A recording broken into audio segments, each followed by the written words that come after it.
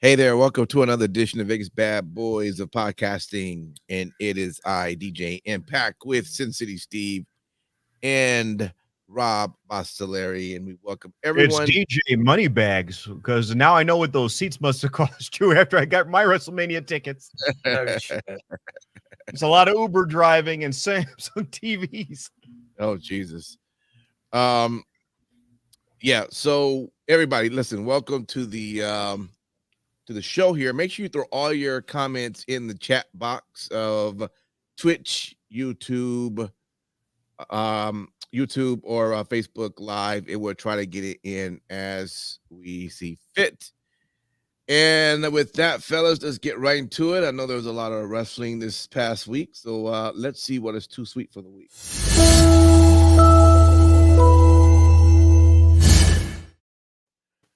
All right, Sin City Steve, what do you got for pro wrestling this past week? All right. So, very simply put, FTR and LFI put on a fucking banger on Collision this week. Absolutely solid match. Obviously, with all four of those guys in there, you know it's going to be good. Dax, Cash, Roosh, and Dralistico all got time and spots to shine. I do love the pairing with the Outrunners as well. There's just enough awkwardness there. And the two teams, they just make it work. Of course, one team is going to have to turn on another, but let's just enjoy that shit right now. Speaking of the Outrunners, they had a solid match with MXM Collection on Collision, and they're working to building up this tag team division. Imagine that. Very good tag team wrestling all over Collision this week. Touch the tips. Also, speaking of excellent wrestling, Ricochet, he was by far the in-ring MVP this week. The dude worked two excellent matches, one against Nick Wayne on Rampage and one against Leo Rush on Collision. All three of those guys brought it. Nick Wayne, obviously being as young as he is, the sky is the limit for him as long as he listens to the right people. And I've been a Leo Rush fan for years. The guy definitely wrestles like he's got a chip on his shoulder, but Ricochet went out there and did the work this week. He added value to the B and C show. Say whatever you will, but that shit matters, especially with the new TV deal. They're going to need to blur the line and put more high-end talent on Collision. So that's something to expect more of. And finally, we are building weekly TV shows 2 weeks out. Holy shit, what a concept. Promoters actually promoting. Finally, this way people will know who's going to be on the card and actually go buy tickets to attend your show. The AEW brand is not sufficient enough to sell tickets. You have to say who's going to be on those shows. So go back to the basics, promote the lineups, and they ran video packages this week on the other two shows as well. Something that we've been talking about, brand synergy, get all three of the shows talking to each other and feature spots from all three shows on all three shows. No doubt. Let me move over to you, Rob. What do you got for too sweet for the week? Don't care about WWE. Don't care about AEW. TNA, Bound for Glory, delivered. People actually won belts in really amazing ways. Masha Slamovich won, beat out Jordan Grace. That's a big deal. You have Joe Hendry getting screwed over by John Bradshaw Layfield. Oh, okay, that's a big deal. You have the Hardy Boys. All right, they've won the belt many times before, but guess what? Putting them behind the wheel is a good thing, because you're going to have younger talent get to fight them. It's going to be more entertaining than trust the system. The system is like your dad's tag team. It's just a bunch of disgruntled guys. I don't give a crap about that. I like seeing broken, entertaining Matt and Jeff Hardy do something with those belts. So yeah. And again, when a TNA contract is up, that means they're going up to a main roster. Yep. Usually these days it means WWE. Also, the Motor City Machine Guns are your WWE SmackDown Tag Team Champions. I don't want to hear a fucking word about Okada. Off some very, very flaky circumstances. All right, you guys are number one contenders. We want it now. Okay. You win. Why? Because, Jimmy and Jay, you win. And I'm like, well, it's not that they didn't earn it in the ring, but it was so rushed, but it was still entertaining. And I like seeing belts change hands on regular shows. I don't always need it on a PLE, and it makes me want to watch that regular show now. And those guys getting the belt so soon, that's something to tune in for, because now I have to be invested in these guys. That is something to be said for that. That's risky that H did that. Yeah, definitely shocking to see that happened. But it's just, first off, it's still a shock to see that they're actually there. I watched these guys so long, and they're polished in the ring. They're polished. Yeah. It's just they refuse to get old. It just makes no sense. They defy aging. They also didn't do poses every spot. They didn't finish it with a pose. So, it was trying to look like the Great Saiyaman. If you've ever seen Dragon Ball Z, where Gohan is just cutting really, really questionable poses. But yeah. Now, what does he mean by could have been Lucha Bros? Are they not in yet? I thought because TK added the injury time to Rey Fenix's contract. Well, I love TK. See you in a year. He's learning. He's got the Vince McMahon school of wrestling. Be a spiteful fuck. Well, and I guess if you just had to add another big thing that happened, you did have the Intercontinental Champion with Jey Uso and Braun Breaker that took place on Monday Night Raw. And Braun Breaker got that belt back. Most of it had to do a lot with the actions of the Bloodline, and with Solo and his group, and it was crazy. But of course, that had to happen to continue to do what they were doing. But it was great that Jay did have his moment as the IC champ. You can't take that away from him now. I would have loved to see it a lot longer, but understanding what they're doing, we'll just kind of see where all that goes. But he is definitely, it was funny that he had the name Main Event Jey Uso. Of course, he had it at the time where he really wasn't main eventing, but he's really like one of the biggest stars when you think about it. That's there on Raw, so it's just amazing to see how they've really taken him up to that level. I think the big thing with him over the years was, I don't know what it was, a nervousness, a facial thing going on. If you remember about 7 or 8 seasons ago, he would constantly be smiling on camera nonstop. You constantly going, and he was always doing this thing. And I don't know if that's something they worked on him with, but part of it is not just your in-ring performance, but you need to be able to look good on camera and be able to speak and articulate. He's kept it simple. A lot of those guys have to keep it very simple because they don't have strong mic skills.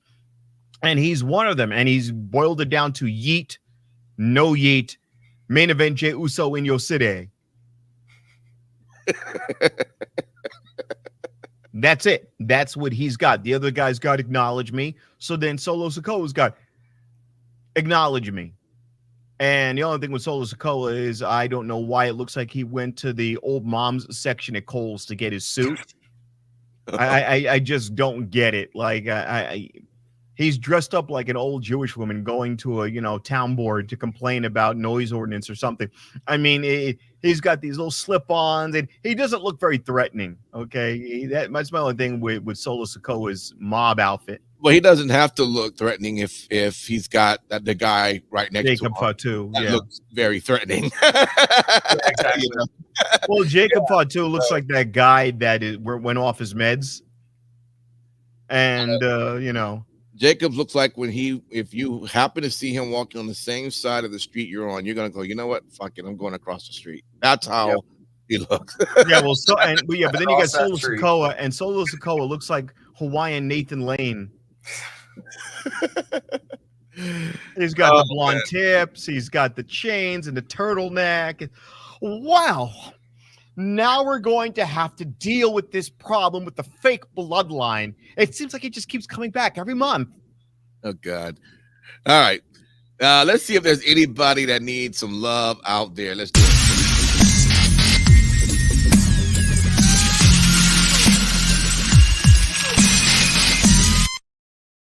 All right.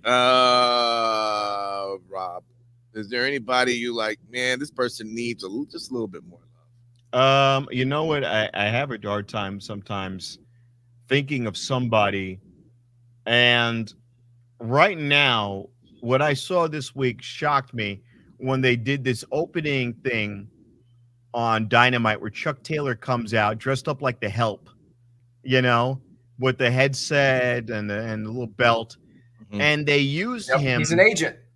Right. And they used him solely and that opening segment with Orange Cassidy solely so they could find a way to break his neck at the end. The same way as they did that house burning segment with Nana and Swerve Strickland. Where at the end, oh, here's a house. Now we're gonna burn the house. We introduce a who knew that Chuck Taylor was sitting in the back cleaning the toilets? Didn't know that. Did not know that, because my thing is, if you wanted to put him there in a suit and a tie, they didn't set it up like that. They put him in the beginning to embarrass him twice over. Like in WWE, when one of those guys gets put over and they go, yeah, you can't wrestle anymore. When they did it with Joseph Parks, they put him in a suit and a tie. He comes out there. He's a producer. You understand that this guy has a position of importance and that the company took care of him. When they showed him dressed up in a polo shirt, the same that they give to a lot of the extras who get chucked around, a lot of that enhancement talent that are up-and-coming wrestlers that are thrown into break-aparts. Mhm. And now you only put Chuck Taylor in that position so you can have him injured by by the BCC. I kind of had a problem with that. I would rather not have seen him at all. I would rather have seen him in a suit and a tie and showed that he was given a position of power. And also, had that been done earlier on, where Tony Khan brings him out and goes, hey, we're going to find a use for you, instead of just throwing him in there as enhancement talent to get beat up. Okay. Got you. Sin City, Travis, who's very active on the chats, and thanks for listening in, man. Hey, if you guys are watching, go ahead and throw your comments in. He says that Harley Cameron gets some love for her promo this week. What do you know about that? So she actually cut two promos, one on Rampage and one on Collision. Obviously, people probably just didn't see the one on Rampage, of course. But I mean, nobody watches that shit. Right. What's that? I forgot. Realistically, yeah, both of the promos that she cut accomplished what they needed to accomplish. They got her over as being absolutely batshit insane. So I completely agree. Extremely well done. And this ties in with something that I mentioned during the Too Sweet. They booked a match for next Collision, and they tried to throw a little bit of story behind it. And they had a face-to-face promo with it. It's fucking promoting 101. I don't know why this just is such a novel concept in AEW. But anyway, realistically, Rob, you mentioned the whole backstage stuff. I was so worried that for the first time that you and I would have the exact same people that we were asking for where the love was. But I really got to know, where's the love for about half of your fucking roster that you had not staying in the arena watching the show, but with lead pipes. Nunchucks. Like Ron Silver had fucking nunchucks. They were all waiting outside of the arena, waiting on the BCC to show up in this fucking truck that they shot a vignette for. The BCC shot a vignette for out in the middle of the desert. And so obviously they knew the truck. So everybody was waiting outside of the arena. But they still had time to put jobbers on there to fight House of Black. Of course. And the coup de grace for all of it is at the very end, the truck finally shows up, but it's only Marina Shafir in the truck. And she basically gives a fuck you to the entire babyface roster as Pac, Moxley, and Wheeler Yuta. They just come out through the crowd. Literally, you just made half of your roster into complete fucking idiots, and you lowered their status on the card.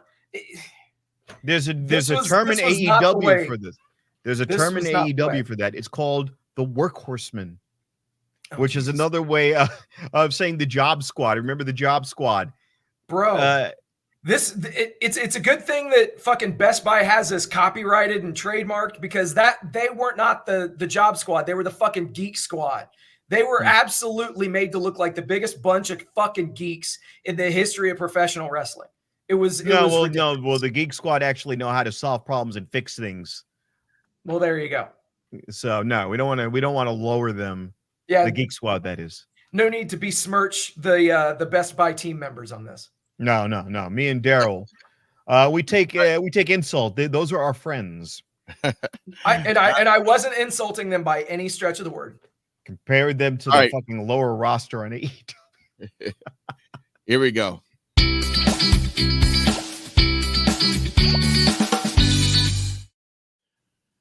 All right.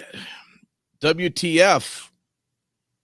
How about those fucking WrestleMania tickets? Let me start with that. Listen, my ass is still sore. I was showing people where I was sitting for Mania this year, which was pretty much right off of the right-hand side of the stage. I was pretty close. I mean, I was on the risers, and they weren't bad seats.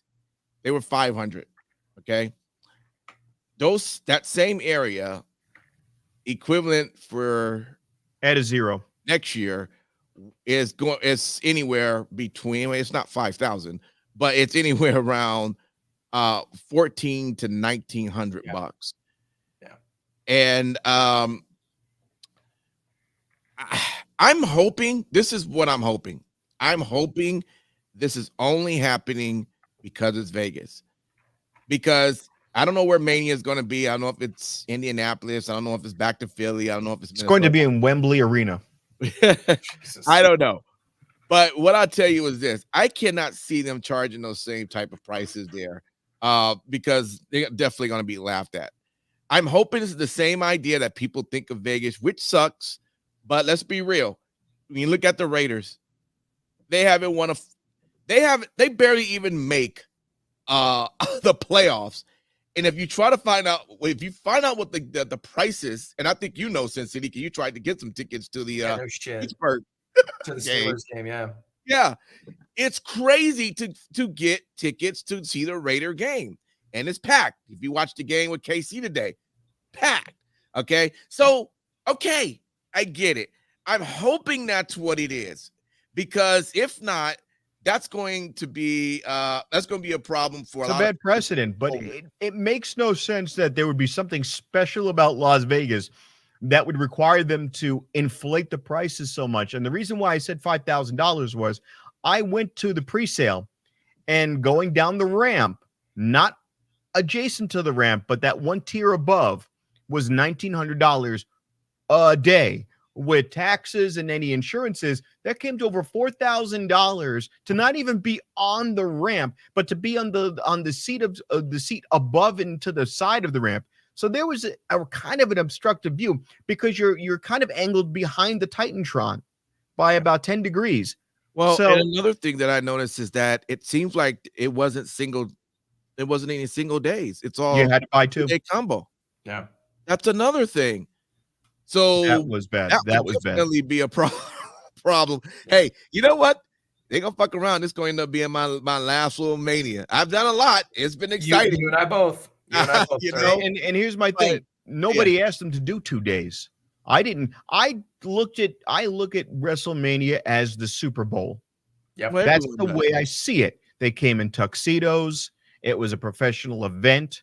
You're trying to tell me now, because of SmackDown, that there's so much content that you cannot fit it into one 5-hour show. That's too hard for everybody, a 5-hour show. You can't start it an hour early and end it an hour later. And everyone said to me, well, Rob, that's what it is, because there's so much going on now. You just want one day? Kind of, because I want it to mean something. I don't care about the filler matches. I want belt, Taker, belt. Now there's no more Taker, but I wanted to only have maybe 2 filler matches, and they better be really good.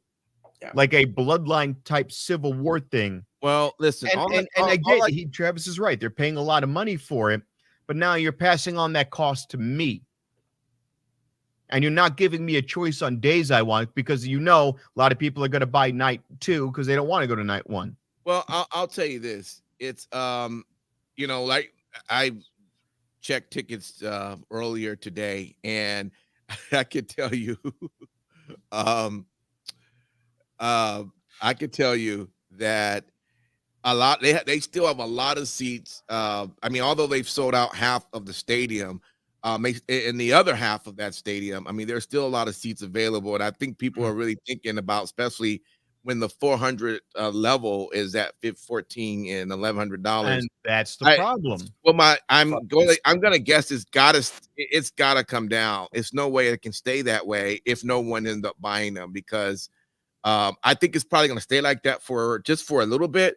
But as you start to get closer and closer to the show and no one is biting, it'll slowly start to come down. But I'm gonna do the Triple H right now. It's gonna be the biggest gate. And and yeah, because when you so I don't know. But I want to address one thing Travis said about the New Japan. I remember when Jericho was wrestling Kenny Omega, and it was about 11 at night US that I was watching this. I was streaming it from my laptop to my TV, and they said Kenny Omega is going to be wrestling Jericho. That match didn't air until 6 a.m. So New Japan, it's not like they're doing they're running it consecutively. They're doing it. The Japanese do insane stuff. They'll run a 12-hour marathon of wrestling. WWE is going, okay, check it out. All right, we're gonna have this match right with The Rock, and it's gonna have Seth Rollins, and it's gonna have Cody Rhodes, and then that match is going to affect what happens the following day, huh? So you're forced to be emotionally invested. Get it done one shot. Now you want to stretch it out because you're trying to milk everybody. You don't want to have a discrepancy from night 1 to night 2 ticket sales. I get it, but you're now holding your audience hostage. That might only work for 1 or 2 more seasons before the people. Well, just remember, the pandemic changed a lot of things for businesses, either for the good or for the bad. And for WWE, the Thunderdome shit. Well, I'm just saying, when they finally decide to go back to a live show, during that time, you couldn't have a stadium that was full. So they said, fuck it, let's do 2 nights. And when you're separating people away from each other, so technically the numbers that they got for one show, they got for 2 nights. But then guess what? A light bulb goes off, because it goes, holy shit, 2 nights, and people literally showed up, people watch, people attend. Well, let's just see how much we can actually keep going with this. Let's milk it. Yeah. Right. And then they do this thing. We've never seen a gate like this. 178,000. Interesting. The stadium doesn't hold 178,000. So now you're doing these kind of like Fox News numbers, Yeah, but it's just something. And now we're to the point, like, again, watching this. That is completely accurate. That is completely accurate, by the way. Travis's comment. Travis says, New Japan did wrestle Kingdom for 2 days the past few years. They have since stopped. So yeah, but yeah, and now seeing that they're not doing even allow at the moment, not even doing single nights. Now that's a new one. So yeah, I like to say that's surprising. Yeah. So now I'm just gonna see. We're gonna see what happens. Is this really just a Vegas, or this is really where they're going? I'm on my biggest fears. I think they're where they're going, but I think I took too much time on this. I'm sorry about that, fellas. To me, 2 nights is a participation trophy, and part of that is because you get a belt, and you get a belt, and you get a belt, and you're the tag team, and you're the tag team, and you're the heavyweight champion. Well, I mean, I get it. I mean, listen, I don't want. Listen. I've been to my first Mania was 15, okay, which I think was WrestleMania 2000. So I've seen a lot. I enjoy it. It is fun. I'm just saying that at this point, this past weekend's Tales was very awakening and shocking, because it had never been this bad. 500 from where I was sitting earlier this year for Philly. Okay, that's kind of, I mean, they already have been kind of getting high, but that's okay. I'll take that. But like I say, that same area is now being 19 is just like, I mean, they literally 3 times the. But I want to say something here. I am askew from center. I'm not ringside, and I'm not on those lower chairs by the ring, and I'm not on that first tier. I'm on the middle tier, at the back of the middle tier. Those 2 tickets with insurance, just in case life happens, $2,500 for middle tier is insanity. At any other point in my lifetime, that would have been ringside, $2,500. And I would have been like, yo, I'm the man. And They I would have got you. considered that. They got you for the insurance, huh? Well, here's the thing. And we talk about this, like I am one. I am a comic, and at any time, I don't want to sit there and find out, hey, we have $1,000 a show for you. All right, fine. Here, let me go sell these back to them. Or I don't want to take a chance of having to scramble to sell my tickets. I hear you. You know? Good. All right, listen. So I went a little longer than that. Let me jump over to you, Sin City Steve. I'm sure you have some real troubling WTF from TV this week. What do you got, man? Oh, I do. Chris Jericho is the Nueve, I guess. As he defeated Mark Briscoe in a ladder war. He did not. Chris Jericho is the Ring of Honor World Champion in 2024. Granted, Big Bill literally put Jericho across his back and walked him up the ladder so that Jericho could grab the belt. But yeah, it also, speaking of WTFs, this match took place on Dynamite. Okay? Yeah. Why can't we get the Ring of Honor Women's Champion, Athena, to be featured on Dynamite or Collision or fucking Rampage or something? She's been on AEW TV once. That's it. And that's a fucking travesty. I've never understood that shit. Also, Christian Cage, Nick Wayne, and Kip Sabian were the ones to lay out Taz and put him on the shelf. Okay, so are they reuniting the trio with Samoa Joe and Shibata? I mean, is that what's going to happen next? Otherwise, what the hell are we doing here? Mm-hmm. Christian has to be kept strong because he's got their version of the Money in the Bank contract. Yeah. But, you went out of your way to put Hook over Jericho. And we thought that this was going to push him up the card, or at least, he was going to come out of this in a decent way. But no, I don't see them putting, I don't see them using Hook to put to go over Christian. It doesn't make any sense to me why you're just throwing away what you just worked hard to do with this guy. Also, was the only reason the House of Black worked Dynamite for Buddy Matthews to challenge Adam Cole after their squash trios match, because that's exactly how it felt.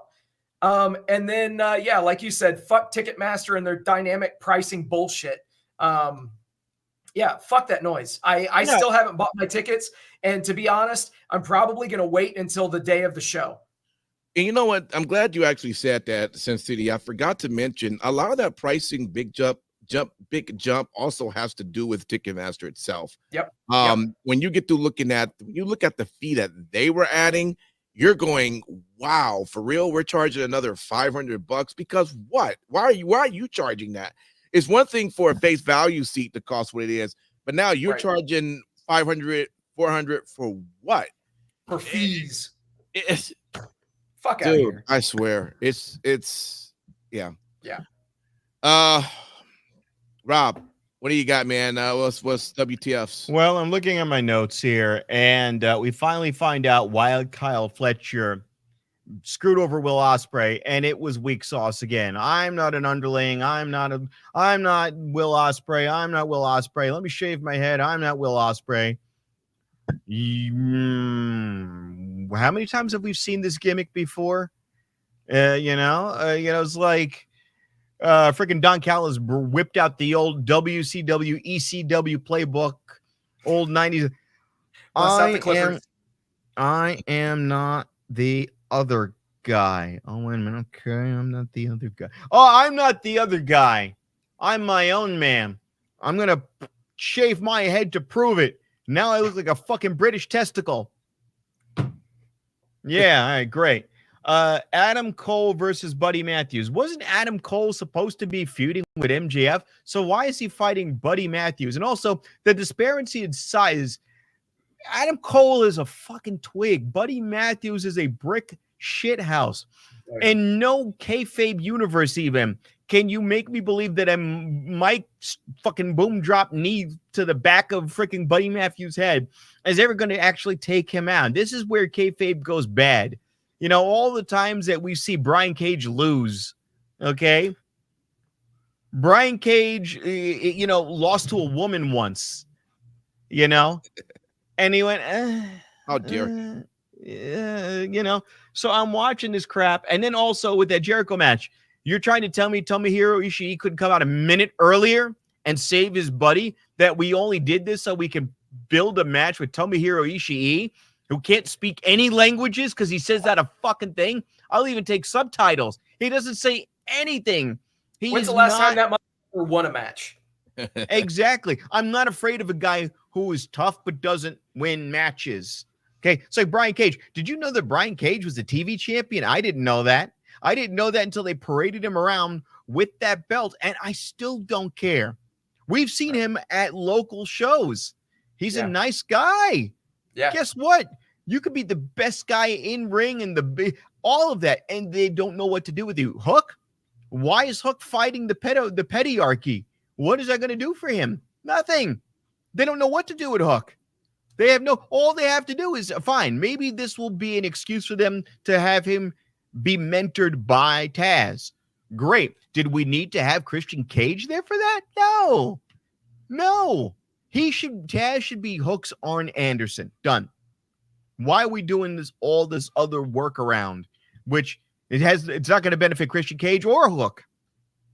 So, Nick Wayne's going to beat him up? Yeah, good luck with that. Exactly. All right. Let's look. And Kip Sabian should be banging Penelope Ford in the ring. Oh boy. Just do it in there. What is this? I need a dad figure bullshit. You're married to Penelope Ford. Savage her in the ring like a man. Oh Jesus. Let me get to the next one.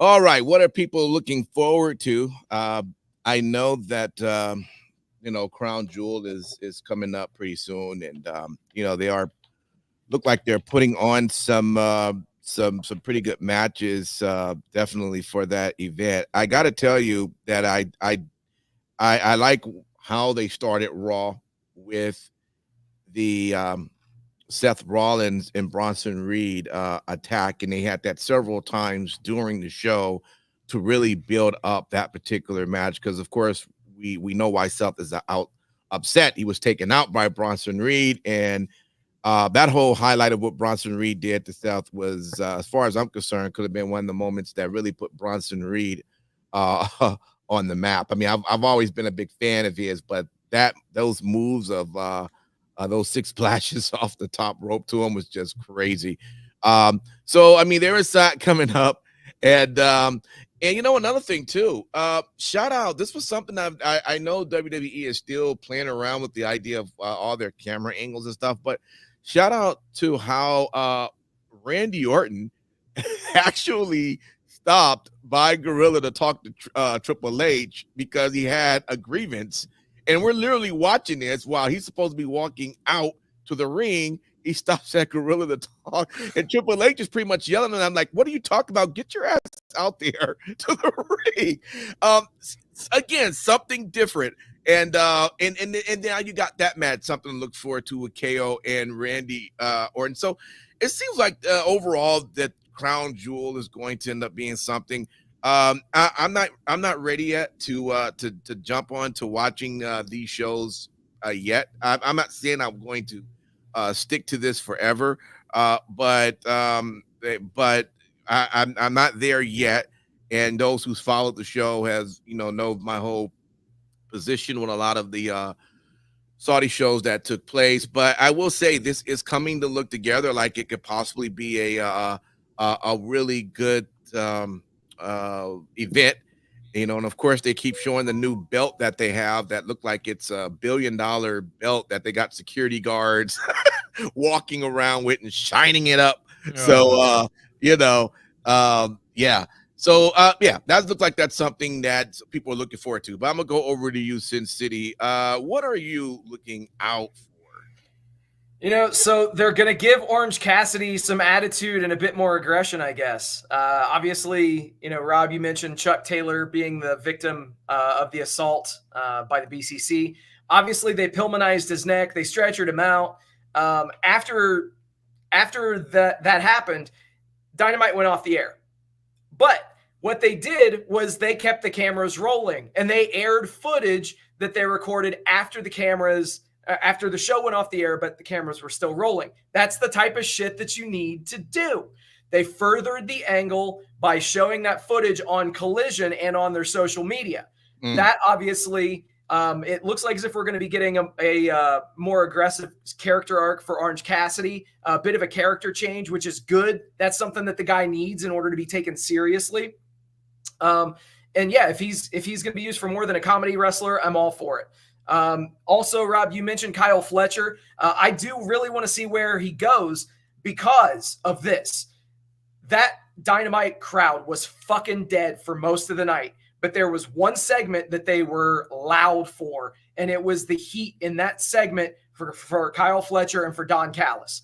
So they managed to get the loudest crowd reaction in a negative way with boos showering them.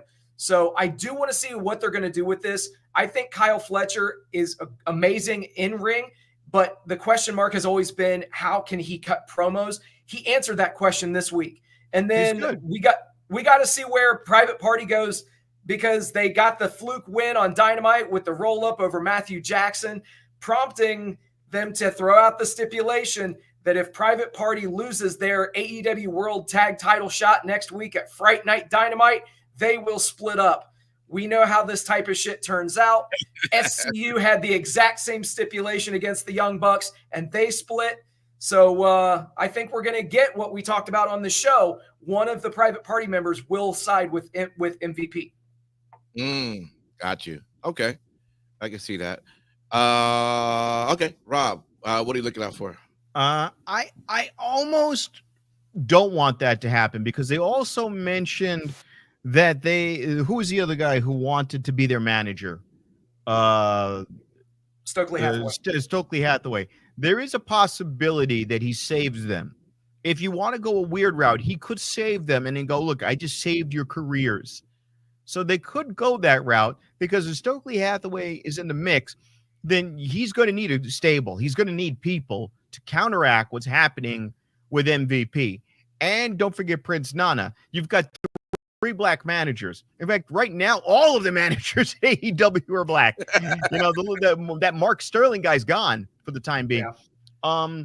What I'm looking forward to is what I called. I knew that they were going to screw over Jey Uso. Saw it a mile away that he was only getting that belt to drive a wedge so he could get back with the original bloodline. And then he screwed them. So now we have your Civil War. Now it's going to come down to one of 2 people.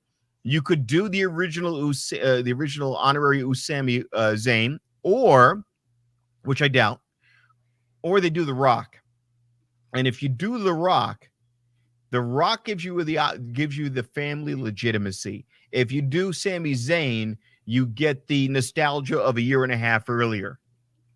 But if you do The Rock, that gives you that feeling of, bam, what are you going to do now? That's The Rock. And that's when you bring in Talatanga. Because if you put in Sami Zayn, I'm not scared of Sami Zayn. I no matter what that fucking guy does, he doesn't look strong. He doesn't look serious. He's nonstop working the underdog. Even when he has the belt, he's the underdog character. It needs to be The Rock. And when The Rock did, that indicated to me that's what he was talking about. It has to be The Rock.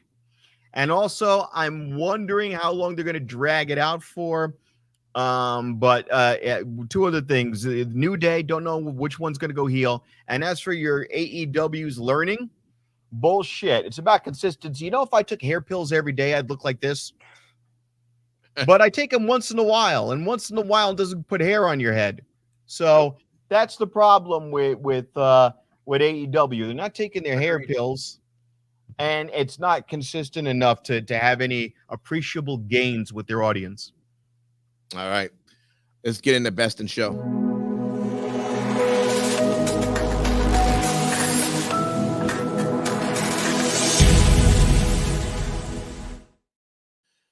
Shout out to Marcus hanging out with us saying, hey, why are the Hardys winning tag titles in 2024? I'll let you guys think about that one right there. But man, best in show for the week. Hey, for me, it probably has to be SmackDown. I mean, to see Jay and Jimmy unite with that hug. We're always looking for that story of reuniting and bringing folks back together and that excitement. And that was a pretty good moment leading up to that show, leading up to that particular moment.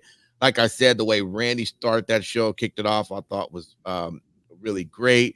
The tag titles with Motor City.